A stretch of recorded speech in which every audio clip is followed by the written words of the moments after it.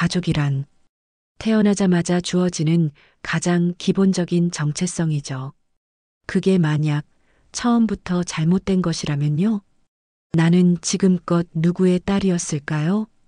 이 이야기는 세상에서 가장 가까워야 할 사람들과 가장 낯선 관계로 살아온 한 여성이 29이 되던 해 무심코 받았던 한 장의 종이에서 시작됩니다. 화면은 평범한 회사 생활을 하고 있는 29세 여성 지수의 일상으로 전환됩니다. 책상 앞에 앉아 있다가 회사 동료들이 장난처럼 제안합니다. 야, 요즘 DNA 검사 되게 싸게 해준다더라. 우리끼리 한번 해볼래?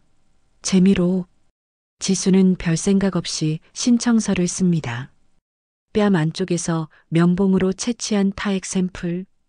며칠 뒤 도착한 결과는 단순한 재미를 넘어서 지수의 인생 전체를 뒤흔드는 서막이 됩니다. 직계 가족 불일치 아버지 DNA 일치 안 됨. 모계 쪽과도 일치하지 않음. 생물학적 부모 미확인. 처음엔 단순 오류라고 생각했습니다. 지수는 어머니에게 조심스럽게 물어봅니다. 엄마, 우리 가족 DNA 검사 한번 해보면 안 돼? 어머니는 무심한 듯 그런 걸 왜 해? 피는 못 속인다더니 너 정말 우리 딸이야라며 웃어넘깁니다. 하지만 지수는 마음속 불안감을 지울 수 없었습니다.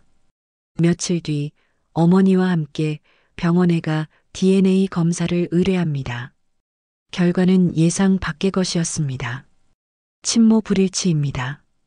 지수는 그날 밤 눈물을 삼키며 스스로에게 되묻습니다. 나는 대체 누구지? 1992년 서울의 한 산부인과 2명의 여자아이가 같은 날 태어난 날. 그날 병원 분만실은 분주했고 신생아실에서는 간호사 한 명이 아이의 이름표를 급하게 바꿔 달고 있었습니다. 하지만 그것이 전부였습니다. 작은 실수가 두 가정의 운명을 완전히 뒤바꿔 놓은 순간이었습니다. 현대로 돌아온 지수는 그동안 가족과 닮지 않았던 순간들을 떠올립니다. 어릴 때부터 유난히 외모가 달랐고 성격이나 식성도 가족과 어울리지 않았으며 엄마와의 유대감이 이상할 만큼 멀게 느껴졌던 것. 아, 그게 이유였구나. 지수는 국립기관을 통해 출생기록 정정 신청과 함께 실제 친부모를 찾는 유전자 일치 데이터베이스 등록을 시작합니다. 며칠 후 한 통의 연락이 옵니다. DNA 일치 대상자가 확인되었습니다. 현재 서울 강북구에 거주 중이며 29세 여성의 부모로 등록되어 있습니다. 지수 씨는 병원에서 바뀐 아이였을 가능성이 매우 높습니다. 그날 그 병원에서 도대체 무슨 일이 있었던 걸까요? 이제 지수는 자신의 인생을 되찾기 위한 긴 여정을 시작하려 합니다. 지수 씨, 검사 결과가 나왔습니다. 말씀드리기 조심스럽지만 현재 부모님과 유전자 일치가 전혀 없습니다. 순간 머릿속이 하얘졌다. 지수는 의사의 말을 이해하지 못한 채 잠시 침묵했다. 그게 무슨 말씀이세요? 지금 저희 엄마랑 같이 검사했잖아요. 의사는 지수의 눈을 마주보며 천천히 고개를 저었다. 의학적으로 확인된 사실입니다. 지수 씨는 지금까지 부모님이라고 알고 계신 분들과 혈연 관계가 없습니다. 지수는 의자에서 일어설 뻔했다. 무언가 잘못되었다는 감각이 온몸을 타고 올라왔다. 검사 오류, 샘플 오류, 아니면 장난? 하지만 의사의 표정은 장난일 수 없을 만큼 진지했다. 어머니와는 아무런 유전자적 연결이 없다고요? 네. 그리고 이건 실수가 아닌 태어났을 당시 신생아 병원 시스템의 오류 가능성이 높습니다. 의사는 병원에서 뒤바뀐 아기 사건들이 종종 존재한다며 공식적인 유전자 데이터베이스를 통한 확인 절차를 권유했다. 그날 밤 지수는 집에 돌아와도 눈을 감을 수 없었다. 거실에 걸린 가족 사진이 낯설게 느껴졌다. 그 안에 자신은 도대체 누구였을까? 부모의 품에서 자라면서도 늘 어딘가 모르게 이질적이었던 그 감각. 중학생 때 가족끼리 여행 사진을 보며 친구가 말하던 말. 지수야, 넌 왜 혼자 딴 데서 나온 것 같냐? 다르게 생겼어. 어릴 적 엄마에게 칭얼대다 들은 한마디. 어쩜 너는 우리 집 애가 아니었으면 좋겠다 싶을 때가 있어. 그 말들이 머릿속을 스치고 지나갔다. 며칠 뒤 지수는 국립유전자정보센터에 자발적으로 DNA 정보를 등록한다. 실제 생물학적 부모 찾기 절차에 들어간 것이다. 담당자는 신중히 말한다. 이 작업은 빠르면 일주일, 길면 수개월이 걸릴 수 있습니다. 그리고 모든 사람이 등록되어 있지는 않아요. 친부모가 등록되지 않았다면 찾기 어렵습니다. 지수는 알겠다고 고개를 끄덕였다. 하지만 속으로는 믿고 있었다. 만약 내 진짜 부모가 어딘가 살아있다면 나도 그 사람들처럼 살아갈 수 있었을까? 그리고 정확히 12일 뒤 지수는 전화를 받는다. 지수 씨, DNA 정보가 일치하는 2명이 있습니다. 서울 강서구 거주, 1992년 4월 18일 출생, 여성. 현재 지수 씨와 완전 일치하는 부모쌍으로 확인됐습니다. 지수는 숨을 멈췄다. 그 사람들 아직도 살아있나요? 네. 한 가정의 부모로 현재도 자녀와 함께 살고 계십니다. 다만 그 자녀가 지수 씨가 아닐 가능성이 매우 높습니다. 지수는 곧장 그 부모의 신원정보와 주소를 요청하지만 개인정보보호법에 따라 직접 접촉은 금지되어 있었다. 대신 가정법원 중재 절차를 통해 양측 가족에게 사전 동의를 구해 면담 및 유전자 대면 확인을 진행할 수 있다는 설명을 듣는다. 며칠 뒤 지수는 직접 그 법적 절차에 서명한다. 그리고 일주일 후 서울 가정법원 내 중재실. 지수는 양쪽 부모가 앉아있는 방으로 들어선다. 낯선 중년 부부. 그리고 그들 옆에는 또 다른 자신처럼 생긴 여성이 있었다. 이쪽이 박지수 씨입니다. 그리고 이분들은 DNA상 지수 씨의 생물학적 부모입니다. 방 안의 공기가 멈춘 것 같았다. 한참을 서로를 바라보다 그 부부 중 어머니가 조심스레 입을 연다. 지수야, 우리 딸 맞구나. 널 우리가. 어머니는 말을 잇지 못하고 눈물을 쏟았다. 지수는 자신을 바라보는 또 다른 여성에게 눈길을 돌린다. 그 여성은 지수와 눈매가 너무도 닮아 있었다. 그리고 그녀는 이내 떨리는 목소리로 묻는다. 그럼 나는 그쪽 가족에서 살아온 거였던 거야? 어쩌면요. 저는 그쪽 인생을 훔친 것 같아요. 마주 앉은 여자의 눈동자가 흔들렸습니다. 서로에게 낯선 존재였지만 너무도 익숙한 얼굴이었습니다. 나는 내 인생이 내 것이 아닌 것 같은데요. 그녀는 지연이었습니다. 그리고 지수는 29년 전 병원에서 지연과 바뀌었습니다. 지수는 그녀를 가만히 바라보았습니다. 눈매, 광대뼈, 말투, 심지어 손끝의 습관까지 어느새 거울을 보는 듯한 착각에 빠져들었습니다. 자신이 잃어버린 시간, 잃어버린 삶이 저 여자의 몸 안에 담겨 있는 것만 같았습니다. 지연은 부유한 집안에서 자랐습니다. 외국어 유치원, 예술중학교, 해외 어학연수, 노력은 기본이고 기회는 덤이야라는 아버지의 신념 아래 잘 정돈된 삶을 살아왔습니다. 그리고 지수는 맞벌이 부모 아래에서 스스로 책가방을 싸고 급식을 기다리며 매일 독립을 연습하며 자랐습니다. 진짜 아이를 다시 만난 건 기적일지도 모르겠지만 이건 축복일까요? 아니면 벌일까요? 생물학적 부모, 그러니까 지수의 친부모는 지연이 아닌 지수를 보며 말을 잇지 못했습니다. 이제야 모든 게 퍼즐처럼 맞아떨어진다고 말했지만 그 말이 위로가 되지는 않았습니다. 지수야, 내가 우릴 닮았구나. 너도 몰랐겠지만 엄마는 늘 뭔가 이상했어. 지수는 미소 지으며 고개를 끄덕였습니다. 그동안 가슴속에서 자라왔던 막연한 거리감의 정체가 이제야 이름을 가졌습니다. 하지만 그 순간 지연의 어머니가 조용히 입을 열었습니다. 지수 씨, 저희도 많이 혼란스러워요. 우리 지연이 30년 가까이 우리 딸이었어요. 지연이는 저희 인생의 전부였어요. 지연은 눈물을 흘렸습니다. 지금 제가 낀 게 맞나요? 나도 여기서 바뀐 피해자잖아요. 근데 왜 자꾸 죄책감이 드는지 모르겠어요.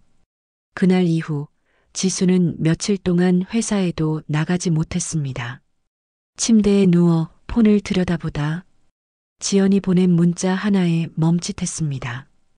우리 이거 같이 풀어볼래요? 서로에 대해 하나씩 알아가면 그래도 무언가 회복될 수도 있지 않을까요? 지수는 그 메시지를 읽고 처음으로 눈물을 터뜨렸습니다. 그 누구도 잘못하지 않았는데 왜 이렇게 아픈 걸까? 며칠 뒤 두 여성은 단둘이 만났습니다. 커피숍 구석자리. 조용한 음악 속에 두 사람은 천천히 이야기를 풀어놓기 시작했습니다. 지연은 말했다. 난 엄마랑 그렇게 친하지 않았어.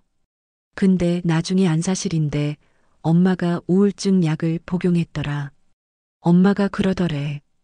우리 애가 내 애 같지가 않다. 그게 너무 죄책감으로 남았다고. 지수는 고개를 끄덕이며 말했다. 나도 그래. 난 항상 우리 집에서 제일 튀었거든. 엄마는 날 사랑해줬지만 마음 깊은 데는 벽 같은 게 있었어. 이유도 모르고 그 벽을 탓했는데 이젠 알겠어. 그 벽이 서로의 혼란이었단 걸. 그리고 두 사람은 조용히 웃었습니다. 누군가는 상상도 못할 뒤바뀐 삶. 하지만 그 안에서도 서로를 이해할 수 있는 유일한 존재가 바로 서로라는 걸 깨달았기 때문입니다. 지수는 친부모를 향해 천천히 마음을 열기 시작했습니다. 하지만 쉽지는 않았습니다. 그녀는 현재 부모님, 즉 자신을 30년간 키운 부모와의 관계도 여전히 존재했습니다. 지수는 그 부모에게 이 모든 상황을 조심스레 꺼냅니다. 엄마, 아빠, 나 진짜 딸 아니래요. 병원에서 바뀌었대요. 순간 어머니는 밥숟가락을 놓고 그 자리에 멈췄습니다. 무슨 말이야, 그게. 그럼 넌 누구 딸이란 거야? 그리고 충격적인 침묵. 지수는 고개를 숙이고 이야기했습니다. DNA 검사 결과 다른 부모와 일치했다고. 병원에서 분만 당일에 이름표가 바뀌었다고.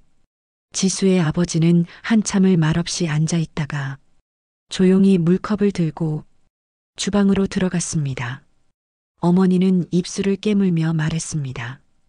그게 중요한 거니? 내가 널 낳지 않았어도 너는 우리 딸이야. 지수는 울지 않으려 했지만 참을 수 없었습니다. 나도 알아요. 나도 엄마 딸이에요. 근데 엄마는 나를 볼 때마다 혹시라는 생각 안 해봤어요? 어머니는 대답하지 못했습니다. 그날 밤 지수는 두 개의 집 사이에서 자신이 어디에 속해야 할지를 처음으로 고민했습니다. 나는 누구의 딸이 아니라 단지 나라는 사람으로 살아온 건데 왜 이제 와서 내가 가짜가 된 것 같지? 지수 씨의 주민등록상 출생신고일과 병원의 분만 기록 사이에 확실한 불일치가 있습니다. 법적 신원 정정을 원하신다면 가정법원에 정식 청구를 하셔야 합니다. 지수는 무거운 서류철을 품에 안고 법원을 나왔다. 바람은 차가웠고 사람들의 표정은 무심했다. 자신의 존재를 증명해야 하는 이 이상한 싸움이 어째서 자신에게 주어졌는지 도무지 이해할 수 없었다. 나는 그냥 태어났을 뿐인데 왜 모든 게 내 잘못처럼 느껴지지? 법원 청사는 낯설고 서늘했다.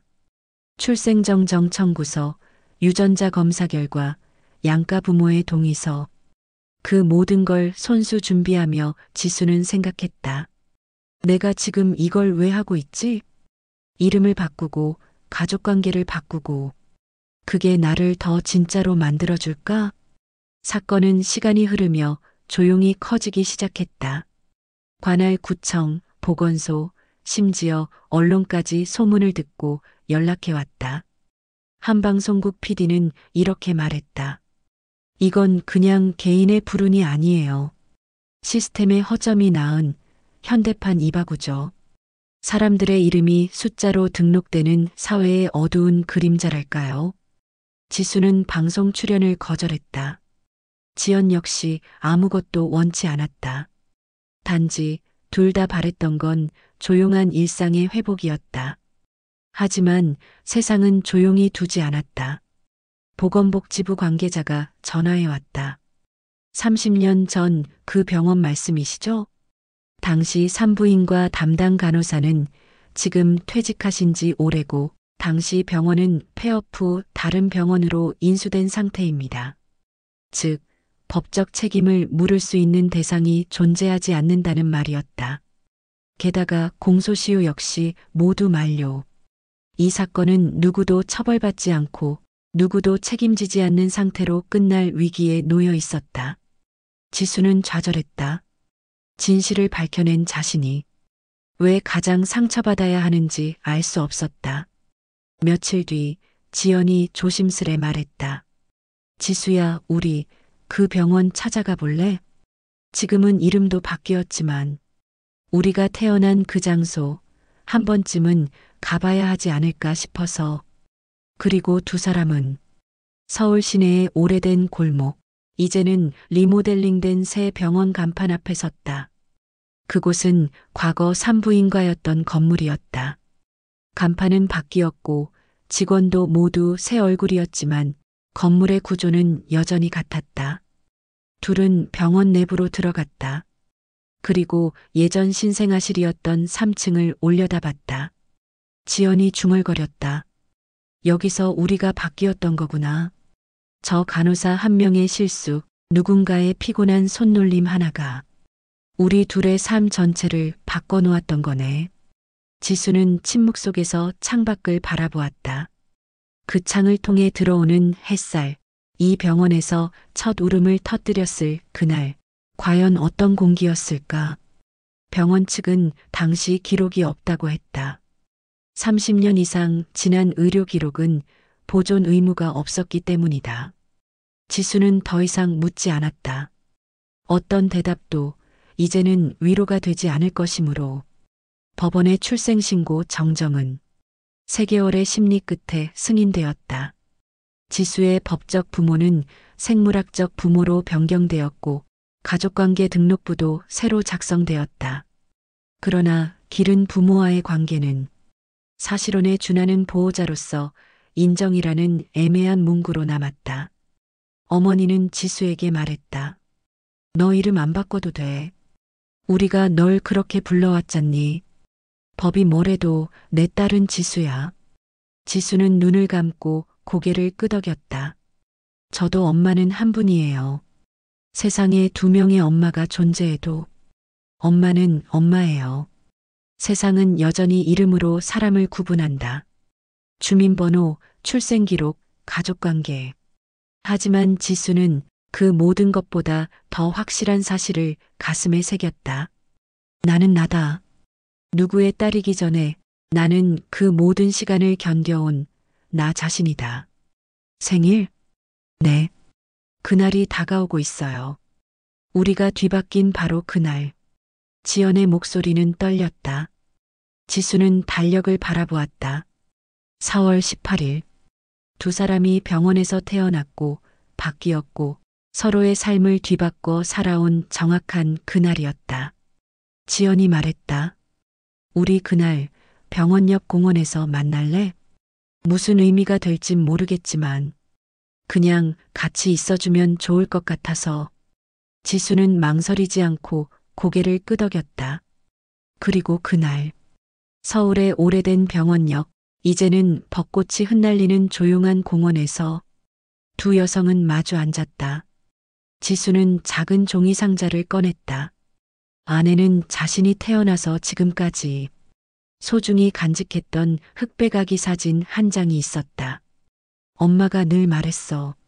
내가 우리 집에 처음 왔을 때 이 사진이 얼마나 소중했는지 아냐고. 근데 이 사진 속 아기는 나 아니었더라고. 지연은 조용히 손을 뻗어 그 사진을 바라보았다. 그리고 지연은 지수에게 편지 한 통을 건넸다. 이건 내 어머니가 쓴 거야. 너한테 전해달라고 했어.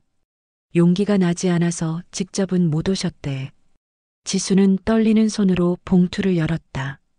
편지는 오래된 종이 위에 단정한 필체로 적혀 있었다. 지수야, 나는 아직도 내가 내 뱃속에 있었던 그 순간을 기억해.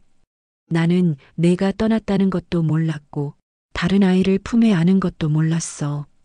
하지만 나는 알아. 내가 내 딸이라는 걸. 단 한 번이라도 불러보지 못한 그 이름을 오늘 이렇게 불러본다. 지수야, 엄마가 너무 늦게 불러서 미안해. 지수는 더 이상 참지 못하고 눈물을 흘렸다. 손등에 눈물이 떨어져 편지를 적셨고 그 옆에서 지연도 고개를 숙였다. 우리 이젠 서로를 원망하지 말자. 그래. 우리 둘 다 그 누구보다 열심히 살았잖아. 그리고 두 사람은 병원 뒤편에 조용히 서 있었다. 그들이 태어난 바로 그 자리, 기록도 책임도 사라진 공간에서 스스로를 위해 새로운 생일을 준비하고 있었다. 그 순간 멀리서 한 노부부가 다가왔다. 지수는 처음엔 몰라봤지만 가까이 다가온 그들의 얼굴에서 자신의 눈매와 같은 주름을 발견했다. 친부모였다. 그리고 그들의 손엔 작은 케이크 상자가 들려 있었다. 지수야, 오늘 내 생일이지 않니? 지수는 눈을 감았다. 그 어떤 생일보다 어느 해보다 늦은 축하였지만 그 어떤 날보다 따뜻하고 깊었다.